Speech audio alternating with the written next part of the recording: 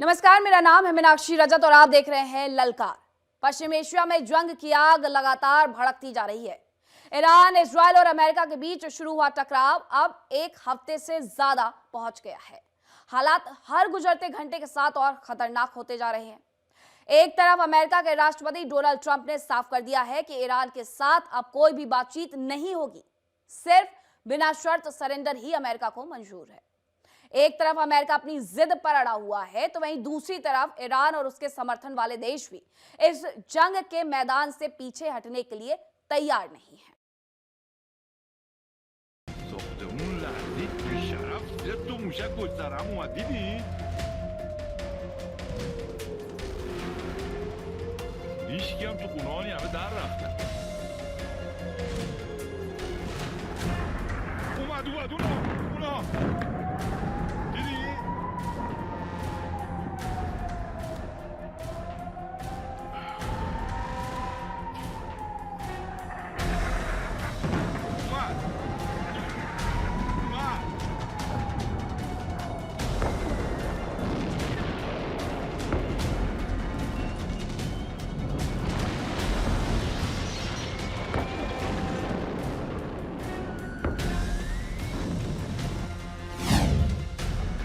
Middle east में बढ़ रहा तनाव हर बार।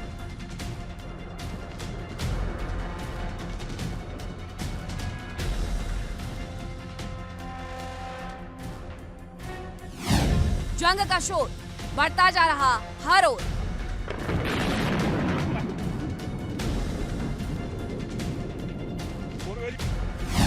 ट्रंप की पुकार, सरेंडर करो इस बार।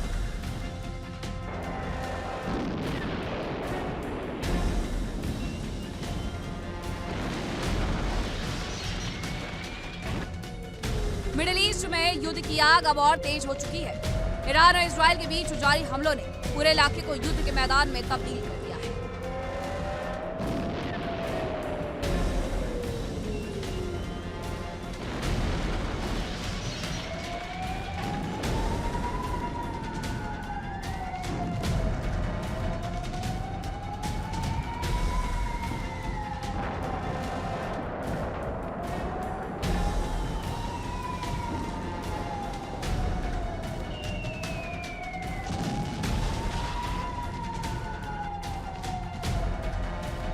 अमेरिकी राष्ट्रपति डोनाल्ड ट्रंप ने साफ संदेश दिया है कि अब कूटनीति की गुंजाइश खत्म हो चुकी है। मिडिल ईस्ट में भड़का तनाव अब एक नए मोड़ पर आ चुका है।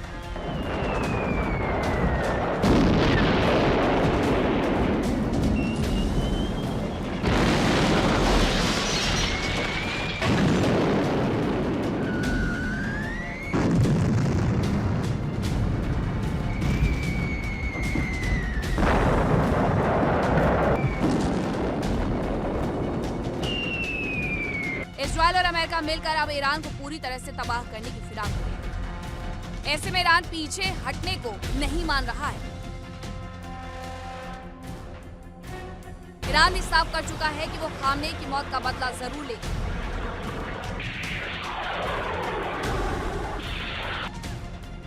मिडिल ईस्ट में धमाकों की गूंज अब सिर्फ आसपास के देशों तक नहीं सीमित है, बल्कि ये आग अब रूस और चीन और उत्तर कोरिया तक फैल चुकी है।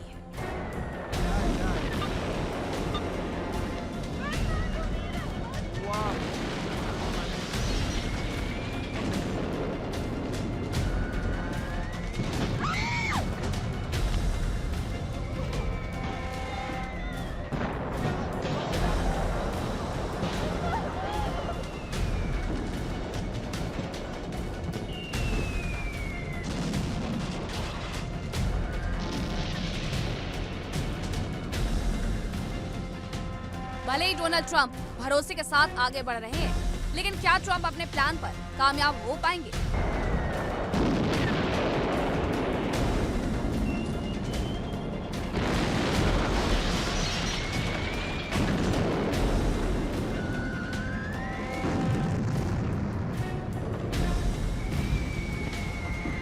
ट्रंप ने बयान दिया कि ईरान के साथ कोई डील नहीं होगी, सिर्फ अनकंडीशनल सरेंडर, यानी बिना किसी शर्त के ईरान को झुकने के लिए कह रहा है।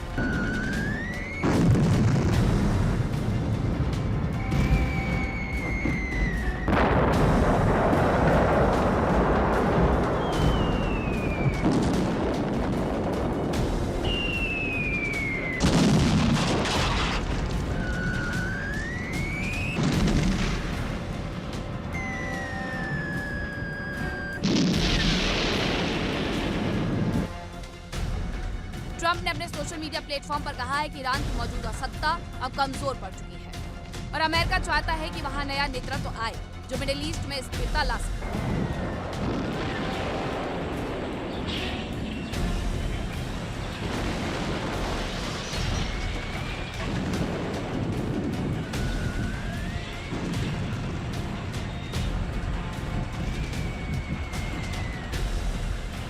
ट्रंप के इस बयान के बाद युद्ध और तेज होने के संकेत मिल रहे हैं। अमेरिका का मानना है कि हाल के हमलों के बाद ईरान की सैन्य ताकत काफी कमजोर हो चुकी है।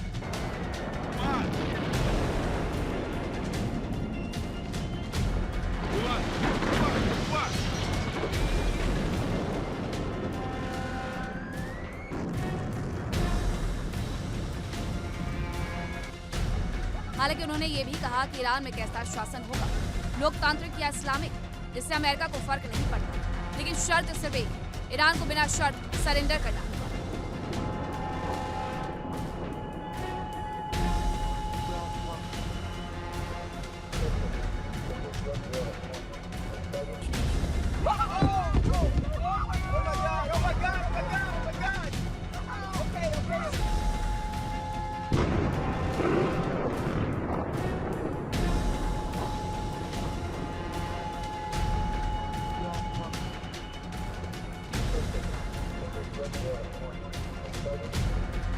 दूसरी तरफ ईरान ने भी साफ कर दिया है कि वो पीछे हटने वाला नहीं है। ईरान के राष्ट्रपति मसूद पेजेश्कियान ने कहा है कि कई देश मध्यस्थता की कोशिश कर रहे हैं, लेकिन बातचीत उन्हीं देशों से होनी चाहिए जिन्होंने इस युद्ध की शुरुआत की।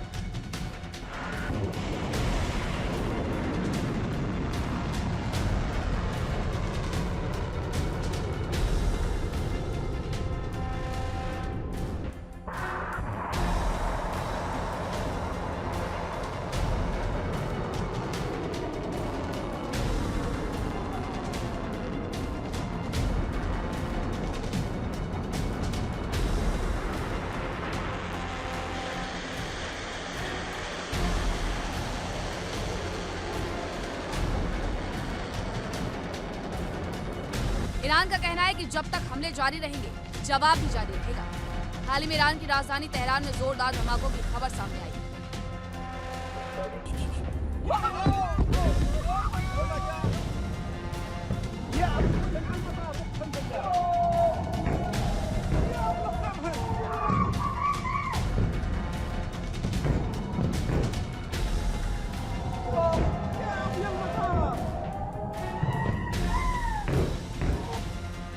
मेहराबाद एयरपोर्ट के पास आग लगने के वीडियो सोशल मीडिया पर तेजी से वायरल हुए।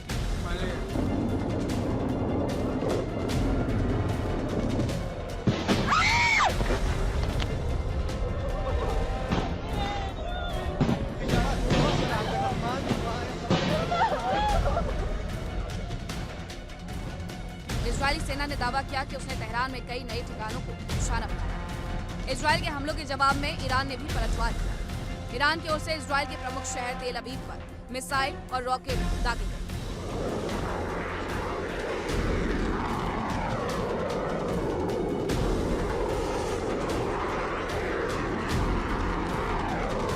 इजरायल के एयर डिफेंस सिस्टम ने कई मिसाइल्स को हवा में ही मार गिराया, लेकिन हमलों से पूरे इलाके में दहशत फैल गई। इस जंग का असर अब सिर्फ सैन्य ठिकानों तक सीमित नहीं रहा, नागरिक इलाके भी इसकी चपेट में आ रहे हैं।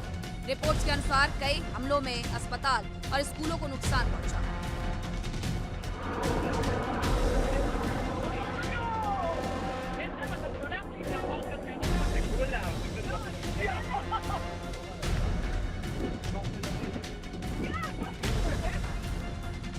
सबसे बड़ी चिंता इस युद्ध के वैश्विक स्वरूप लेने की है।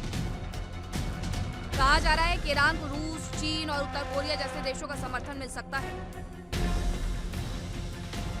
और अगर ऐसा होता है तो यह संघर्ष सिर्फ मिडिल ईस्ट तक सीमित नहीं रहेगा, बल्कि दुनिया के कई बड़े देश सीधे टकराव की स्थिति में आ सकते हैं।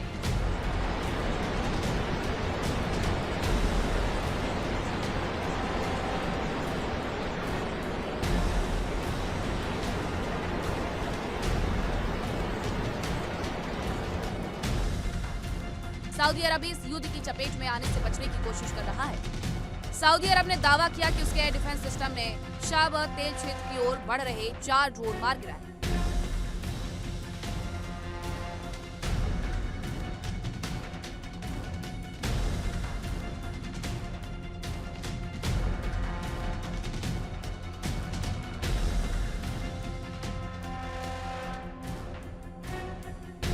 इससे साफ है कि यह संघर्ष अब पूरे पश्चिम एशिया की सुरक्षा के लिए बड़ा खतरा बन चुका है। अगर जल्दी युद्ध विराम नहीं हुआ तो इसका असर पूरी दुनिया की अर्थव्यवस्था और ऊर्जा बाजार पर पड़ सकता है।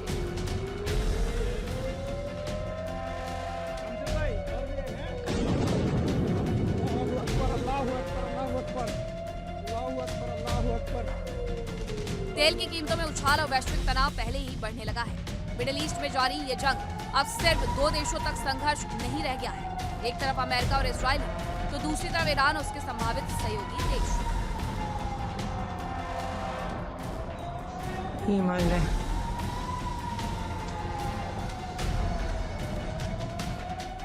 इसमें सवाल यही है कि क्या ये युद्ध जल्द थमेगा या फिर दुनिया एक और बड़े वैश्विक टकराव की ओर बढ़ रही है।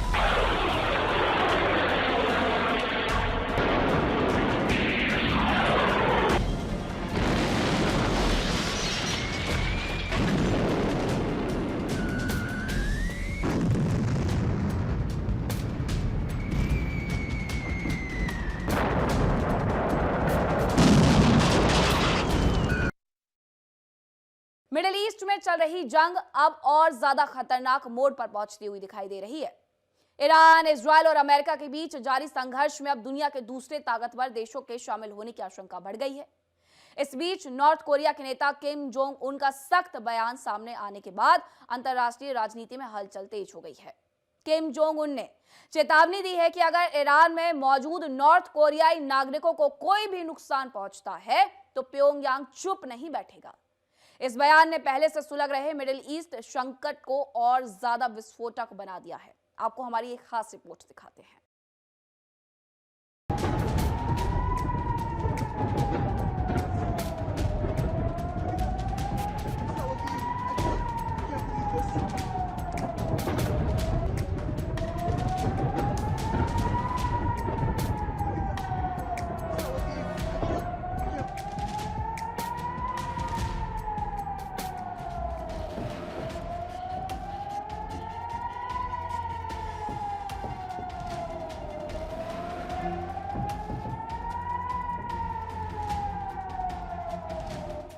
किम की हुंकार, बढ़ेगा जंग का वार।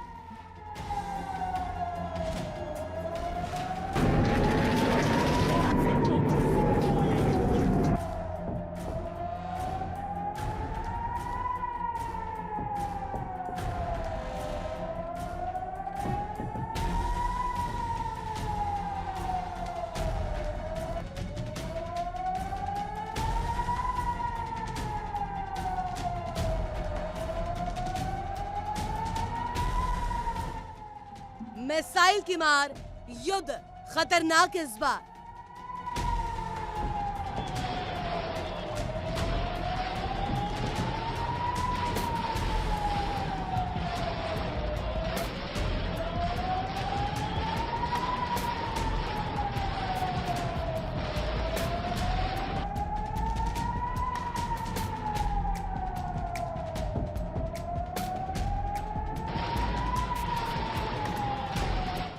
किम का इशारा, जंग का बढ़ा पारा।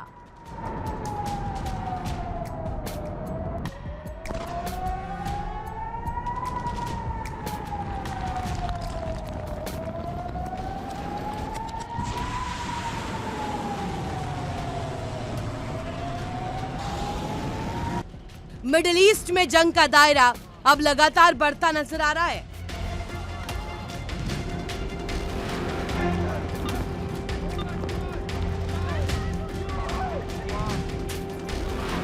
ईरान और इजराइल के बीच शुरू हुआ सैन्य टकराव अब वैश्विक शक्तियों को भी अपनी तरफ खींचता दिखाई दे रहा है, जो दुनिया के सामने एक बड़ी टेंशन खड़ी कर रही है।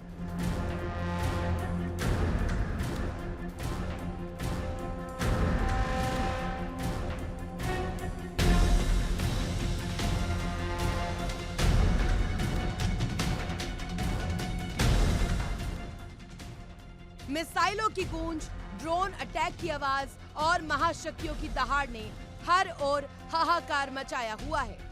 ईरान से रूस तक और चीन से उत्तर कोरिया तक हर तरफ हड़कंप है। किसी भी समय ये जंग ईरान इजराइल की जगह कई महाशक्तियों के बीच हो सकती है।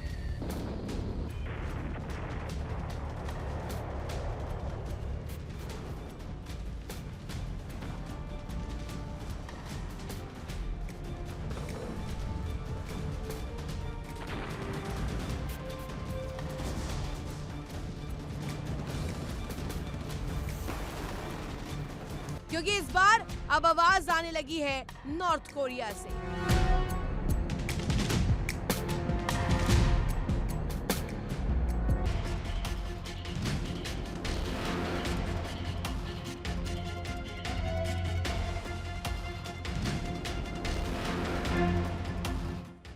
नॉर्थ कोरिया के नेता किम जोंग उन ने बयान में इस संकट को और गंभीर बना दिया है।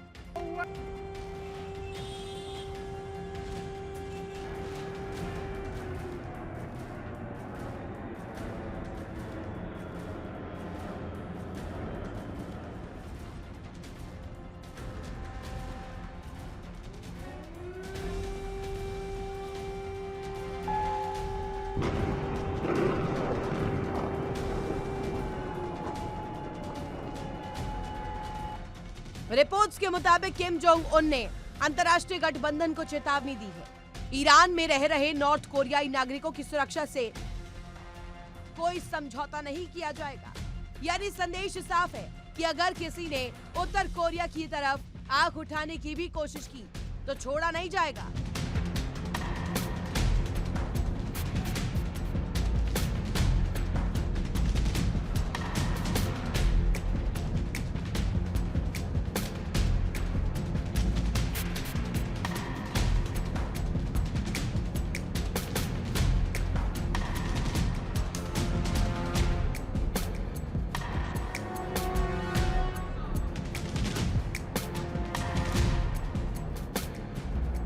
किम ने साफ कहा है कि अगर उनके नागरिकों को नुकसान पहुंचा तो नॉर्थ कोरिया कड़ा जवाब देने से पीछे नहीं हटेगा।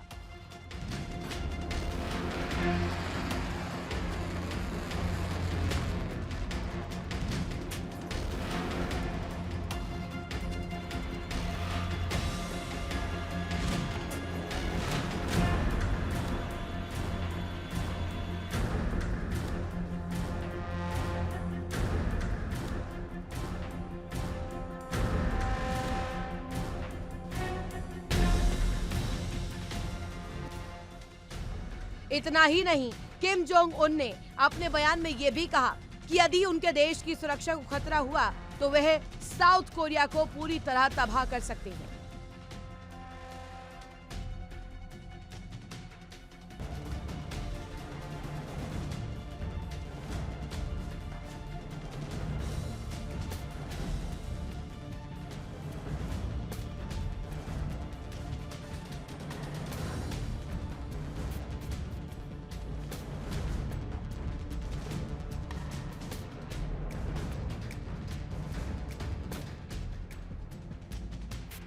ये चेतावनी ऐसे समय में आई है जब मिडिल ईस्ट पहले से ही सैन्य तनाव के सबसे खतरनाक दौर से गुजर रहा है। यही वजह है कि किम जोंग उन की प्रतिक्रिया को सिर्फ बयानबाजी नहीं बल्कि रणनीतिक संदेश के तौर पर देखा जा रहा है।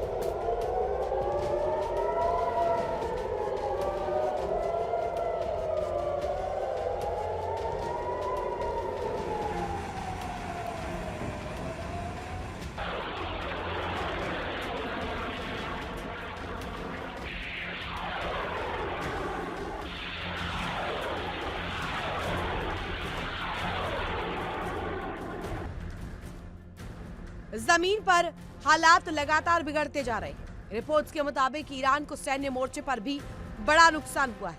ईरान का एक वॉरशिप डूब गया और एक IRIS फतेह नाम की सबमरीन के नष्ट होने की खबर सामने आई है।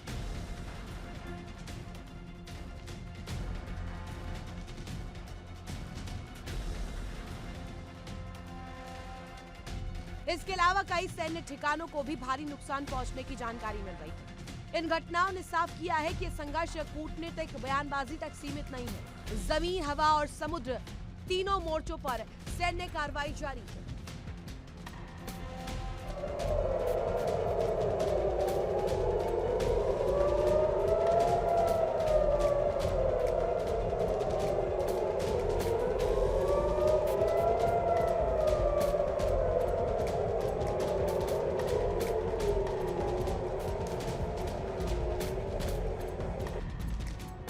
वैश्विक तनाव के इस दौर में उत्तर कोरिया ने समुद्र से अपनी सैन्य ताकत का प्रदर्शन किया।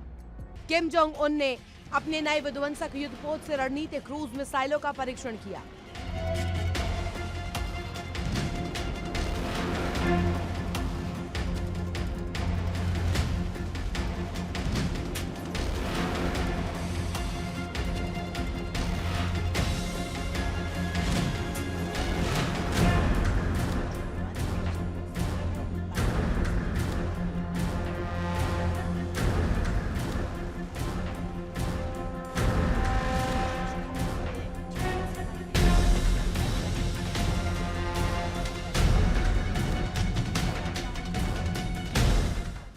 बताया जा रहा है कि यह परीक्षण उत्तर कोरिया के पश्चिमी बंदरगाह शहर नाम्पो के शिपयार्ड से किया गया, जिससे तनाव को और बढ़ा दिया। यह मिसाइल परीक्षण चोंग्योन नाम के नए युद्धपोत से किया गया।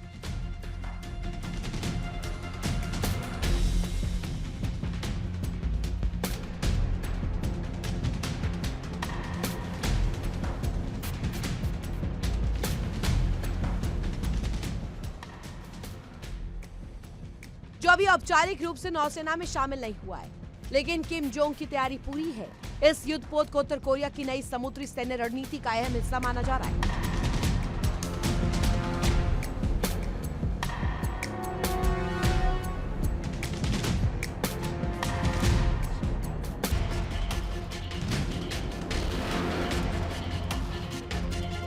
किम जोंग उन ने खुद इस परीक्षण का निरीक्षण किया और इसे देश की समुद्री सुरक्षा के लिए एक ऐतिहासिक कदम बताया।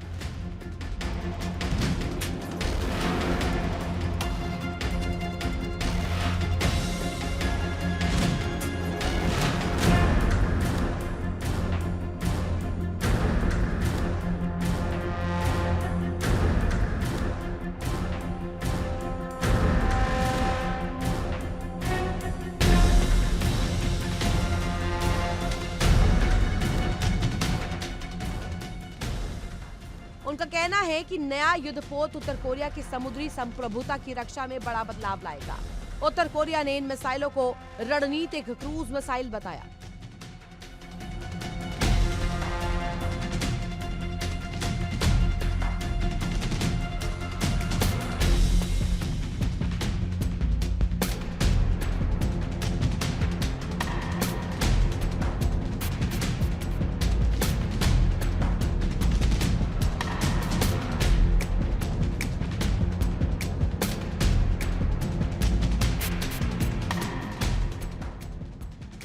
किम जोंग उन ने 2 दिनों तक नाम्पो के शिपयार्ड का दौरा किया और इस दौरान उन्होंने नए युद्धपोत का विस्तृत निरीक्षण भी किया।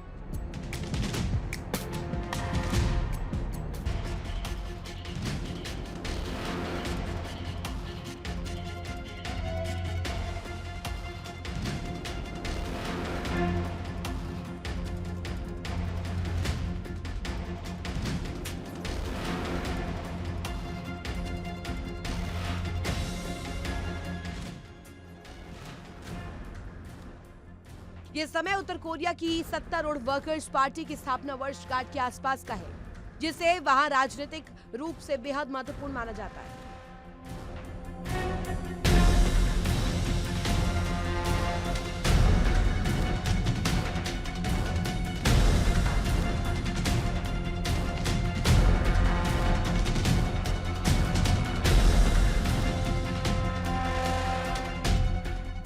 ऐसे समय में जब दुनिया के कई हिस्सों में तनाव बढ़ रहा है, प्योंगयांग अपनी सैन्य ताकत दिखाकर अंतर्राष्ट्रीय मंच पर अपनी मौजूदगी दर्ज कराना चाहता है और ये कहीं ना कहीं इशारा अमेरिका को भी है।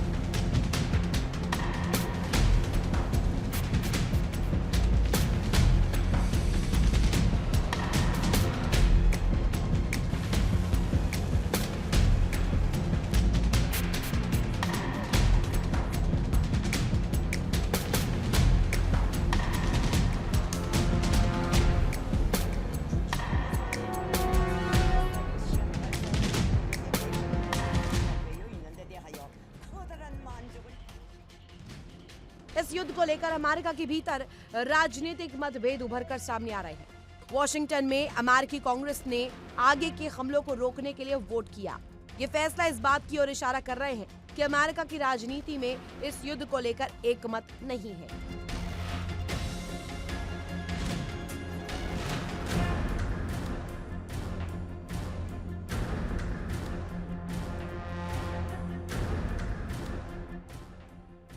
उधर पेंटागन ने युद्ध में हुए नुकसान की भरपाई के लिए बड़ी आर्थिक मदद मांग रखी है।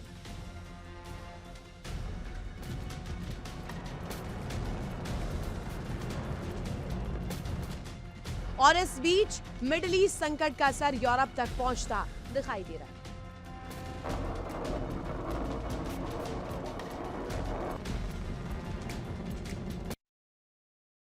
मिडिल ईस्ट में जारी संघर्ष अब एक नए और खतरनाक मोर्चे पर पहुंच गया है। अब तक जमीन और आसमान में चल रही ये जंग अब समंदर तक फैल चुकी है। समंदर से भीषण जंग की तस्वीरों ने दुनिया को हैरानी में डाल दिया है। दोनों देश एक दूसरे के जहाजों को निशाना बनाने का दावा कर रहे हैं। हालात से इतना तय है कि जंग की आंच अब समुद्र की लहरों तक पहुंच चुकी है।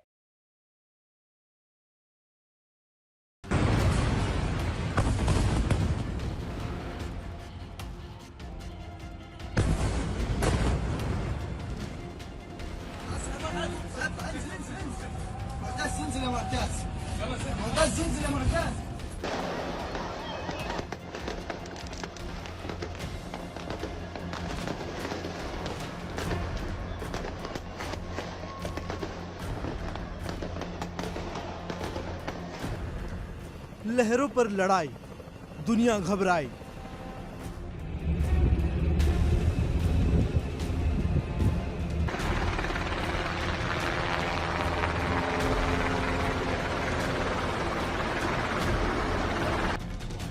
पानी में आग, बढ़ा वैश्विक खौफ।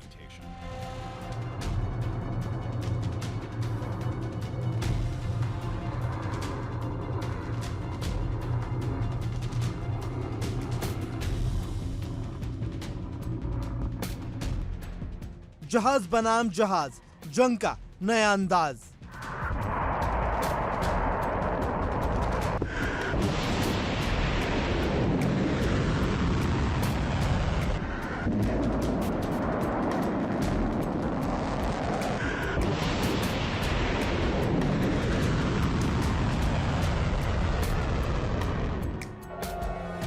मिडिल ईस्ट में युद्ध का दायरा लगातार बढ़ता जा रहा है। दुनिया हैरान है, परेशान है। अब तक मिसाइलें आसमान से बरस रही थी और जमीनी ठिकाने निशाने पर थे, लेकिन अब जंग का अंदाज बदल चुका है।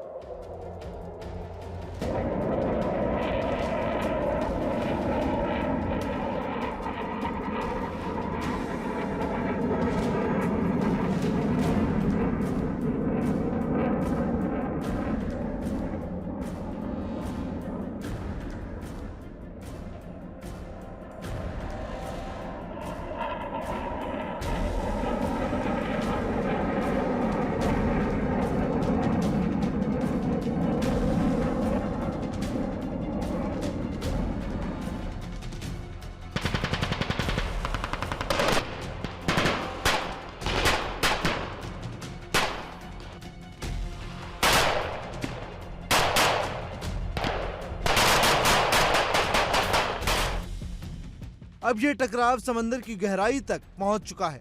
अमेरिका की नौसेना फारस की खाड़ी और आसपास के समुद्री इलाकों में लगातार सक्रिय बताए जा रहे हैं। रिपोर्ट्स की माने तो अमेरिकी युद्धपोत और पनडुब्बियां ईरान के नौसैनिक ढांचे को निशाना बना रही है।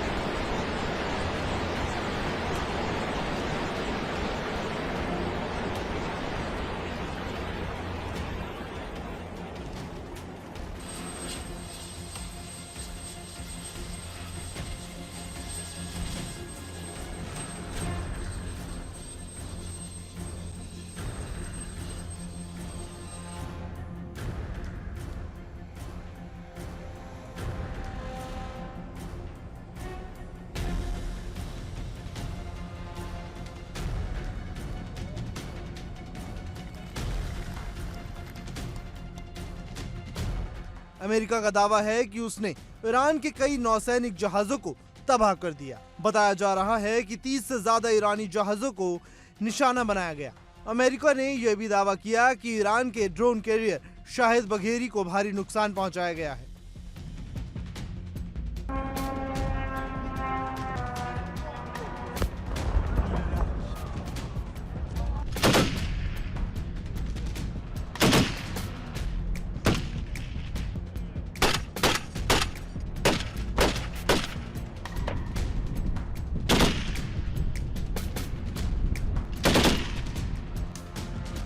माना जा रहा है कि युद्ध के दौरान इस तरह के दावे अक्सर मनोवैज्ञानिक दबाव बढ़ाने के लिए किए जाते हैं।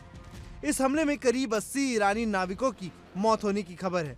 हालांकि 30 से ज्यादा लोगों को श्रीलंका की नौसेना ने बचा लिया। समुद्र में हुए इस हमले ने संघर्ष को और भी ज्यादा खतरनाक बना दिया है।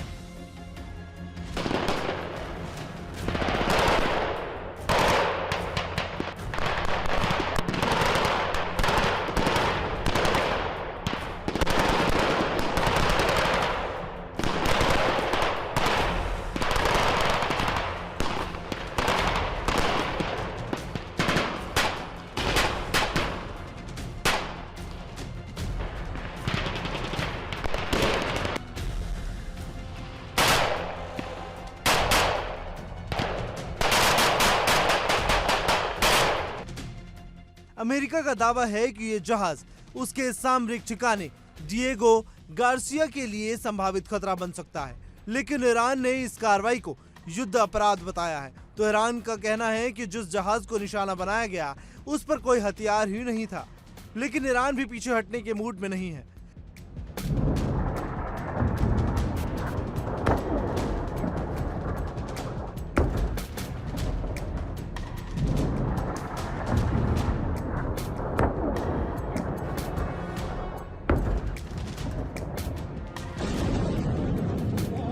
अल्लाहु अकबर, अल्लाहु अकबर, अल्लाहु अकबर, अल्लाहु अकबर, अल्लाहु अकबर।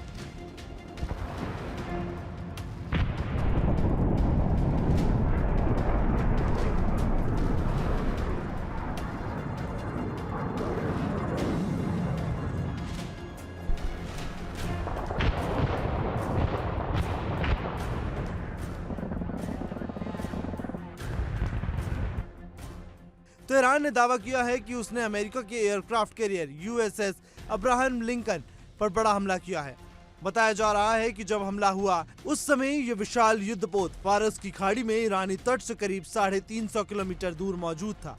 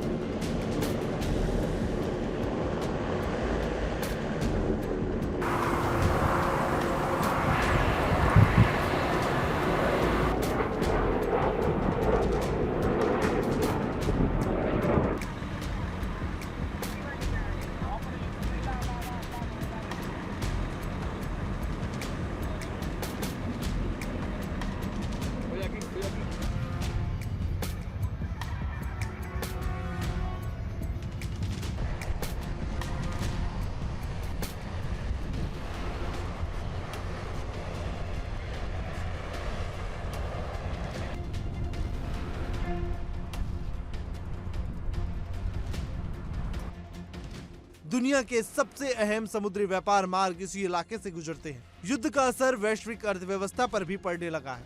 कतर में गैस उत्पादन प्रभावित होने की खबर सामने आ रही है। कतर दुनिया के सबसे बड़े प्राकृतिक गैस निर्यातकों में से एक है और वहां उत्पादन में बाधा आने से अंतर्राष्ट्रीय बाजार की कीमतों में भी तेजी से उछाल देखने को मिल रहा है।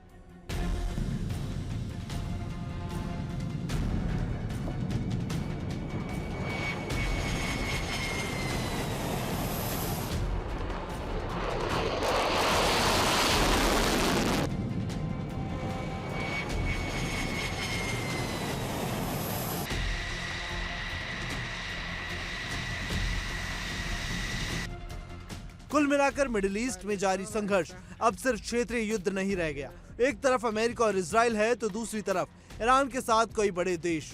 ऐसे में इस युद्ध में किम जोंग उन की चेतावनी सिर्फ बयान तक सीमित नहीं रहती और नॉर्थ कोरिया किसी भी रूप से इस संघर्ष में सक्रिय होता है तो जंग और भी ज्यादा आक्रामक और खतरनाक मोड़ ले सकती है।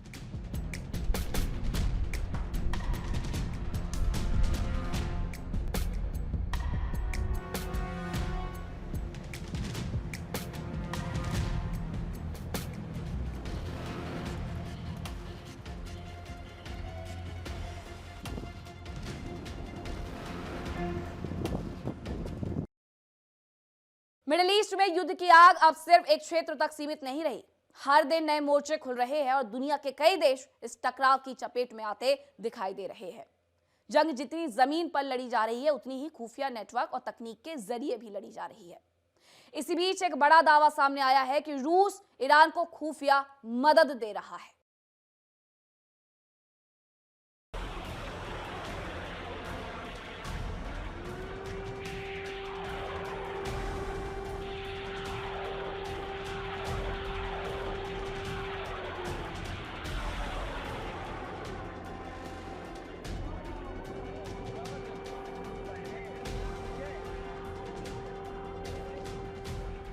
मिडिल ईस्ट में हर दिन नए हमले, नए दावे और बढ़ता हुआ वैश्विक तनाव।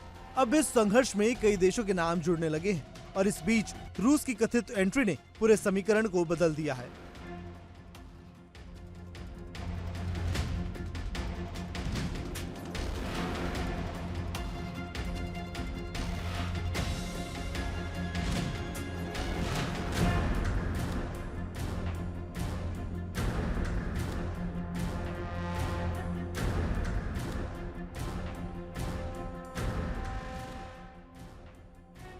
मॉस्को अमेरिका के हर जंगी जहाज और ठिकानों की पल पल की जानकारी ईरान को दे रहा है।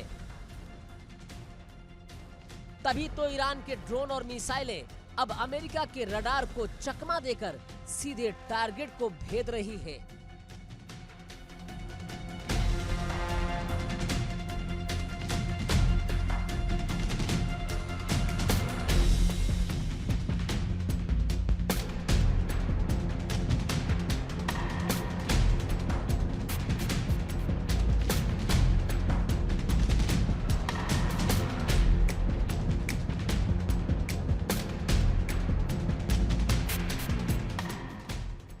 दावा किया जा रहा है कि मॉस्को तेहरान को अमेरिकी सैन्य गतिविधियों की अहम जानकारी प्रदान कर रहा है। यानी अमेरिकी जंगी जहाज कहां है, किस दिशा में बढ़ रहे हैं, क्या प्लान है, ये सब मुहैया करा रहा है रूस। इन सब की जानकारी ईरान तक पहुंचा रहा है रूस। अगर ऐसा है तो ये जंग सिर्फ हथियारों से नहीं बल्कि खुफिया नेटवर्क के जरिए भी लड़ी जा रही है। सैन्य विशेषज्ञों की माने तो किसी भी युद्ध में सबसे बड़ा हथियार सिर्फ मिसाइल या टैंक नहीं होता, बल्कि सटीक खुफिया जानकारी ही होती है। और यही वजह है कि अमेरिका ने जिस तरीके से ईरान पर हमला किया है, उसकी असल वजह भी खुफिया जानकारी ही है।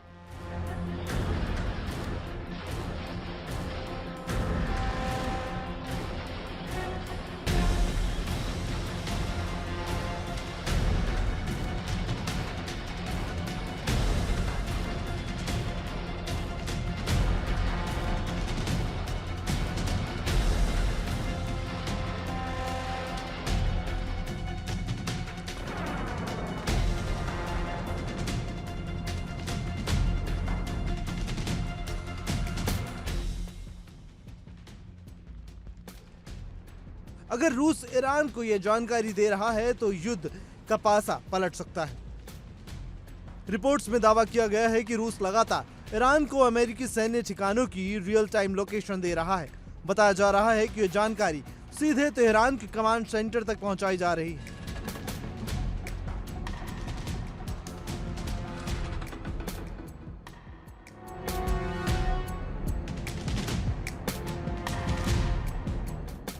ये वही रिश्ता है जो यूक्रेन युद्ध के दौरान बना था। जब रूस को यूक्रेन मोर्चे पर ईरान के बनाए ड्रोन मिले थे, तब कई पश्चिमी देशों ने दावा किया था कि दोनों देशों के बीच सैन्य सहयोग गहरा हो रहा है।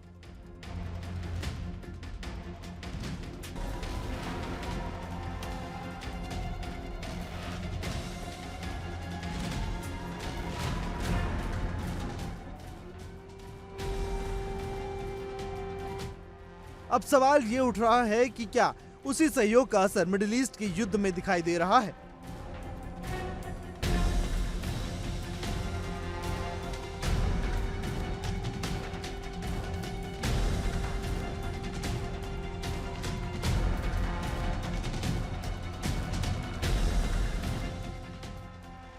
कई सैन्य विशेषज्ञों का कहना है कि हाल के हमलों में ईरानी मिसाइलों और ड्रोन की सटीकता अचानक बढ़ गई। कुछ घटनाओं को उदाहरण के तौर पर भी देखा जा रहा है। कुवैत में अमेरिकी ठिकानों पर हमले की कोशिश हो रही है या सऊदी अरब की राजधानी रियाद के पास संवेदनशील ठिकानों पर निशाना।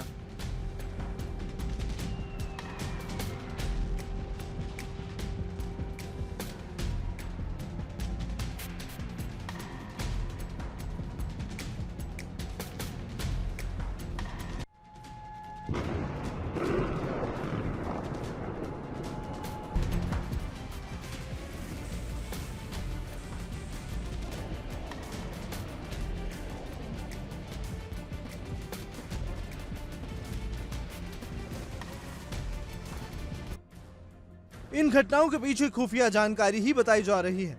दावा किया जा रहा है कि रूस अपने सैटेलाइट नेटवर्क के जरिए यह जानकारी जुटा रहा है।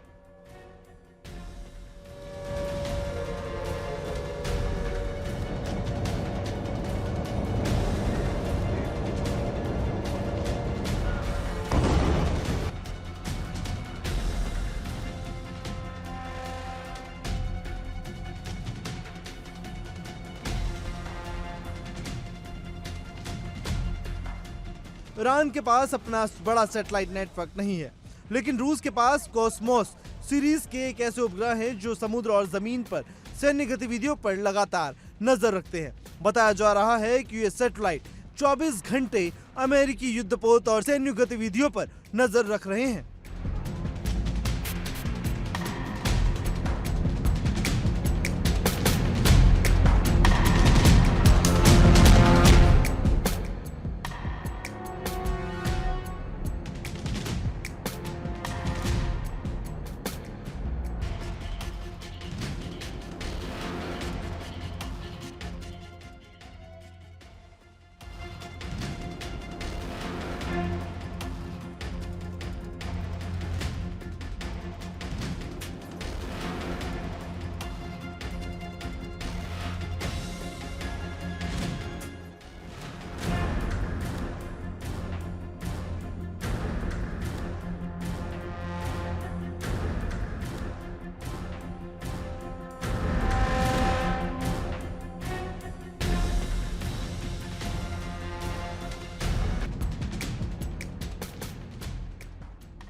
अगर ये जानकारी सही है तो इसका सीधा मतलब है युद्ध का एक बड़ा हिस्सा अब अंतरिक्ष में भी लड़ा जा रहा है, यानी मिसाइलें जमीन से दागी जा रही हैं, लेकिन उसकी दिशा और निगरानी तय करने में सैटेलाइट्स अहम भूमिका निभा रहे हैं।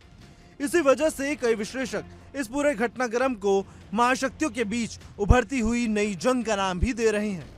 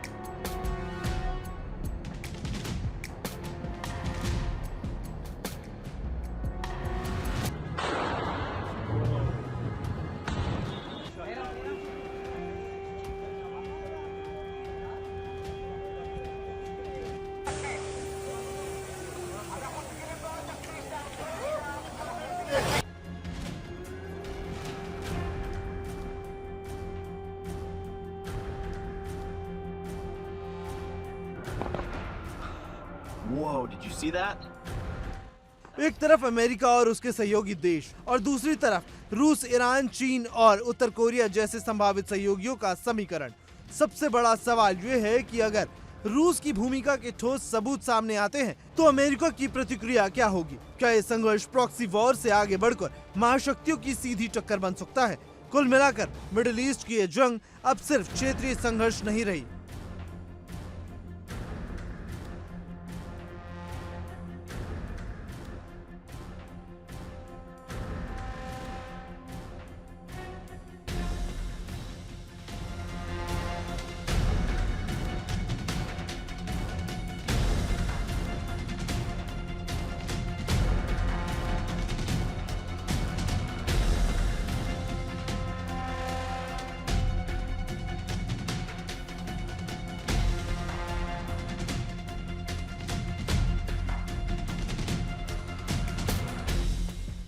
खुफिया नेटवर्क, सैटेलाइट निगरानी और महाशक्तियों की रणनीति सब मिलकर इस युद्ध को और जटिल बना रहे हैं।